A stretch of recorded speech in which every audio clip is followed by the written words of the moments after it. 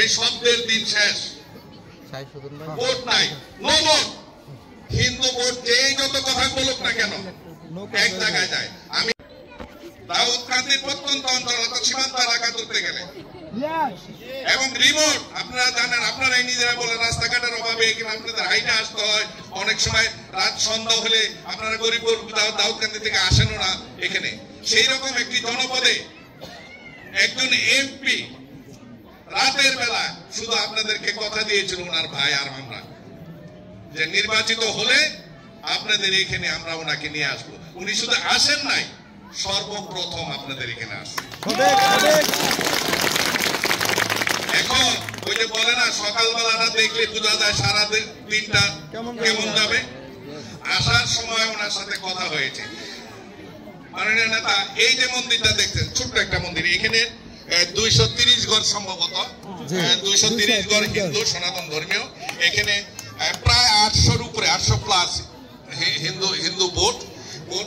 ওই যে বলে না, হিন্দু ভোট যেই যত কথা বলুক না কেন এক জায়গায় যায়। আমি আপনাদেরকে গতবারও বলে গেছিলাম, এবারও বলছি, আমরা একটা অসাম্প্রদায়িক নেতা পেয়েছি। আমাদের দল আওয়ামী লীগ একটা অসাম্প্রদায়িক দল। জননেত্রী শেখ হাসিনা কোন হিন্দু মুসলমান বৌদ্ধ খ্রিস্টান ওনার কাছে নাই। উনি মানুষ হিসাবে দেখেন, ওনার রাষ্ট্রের একজন নাগরিক হিসেবে দেখেন। সেই দলের একজন রাজপথের আন্দোলন সংগ্রাম করা নেতা উনি ছিলেন। তখন আমরা ওনাকে বলতাম বিপ্লবী সবুর ভাই, সংগ্রামী সবুর ভাই। আজকে উনি জননেতা সবুর ভাই হয়েছেন। বিপ্লবী নেতা থেকে জননেতা হয়েছেন। উনি মানুষের নেতা। যেই কারণে বলি, মালায়ন, এই শব্দের দিন শেষ। ভোট নাই, নো ভোট। একজন অসাম্প্রদায়িক দলের একজন অসাম্প্রদায়িক নেতা আপনাদের দুয়ারে এসে গেছে, এটা কিন্তু মনে রাখেন। আর আপনারা চেয়ারম্যান আজকে বলছে, উনি গাড়িতে আস্তে আস্তে বলতেছিল যে আমি চেষ্টা করবো এইটা যেন আমার দাউদকান্দিতে প্রথম কাজ হয়।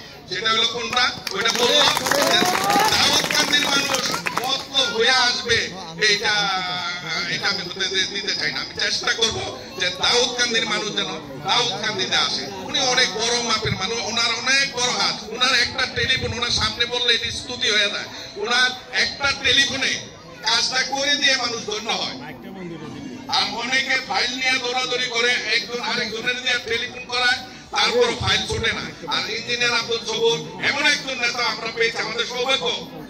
আমরা সৃষ্টিকর্তার কাছে কৃতজ্ঞতা জানাই যে আমাদের আশা যেন পূরণ হয়।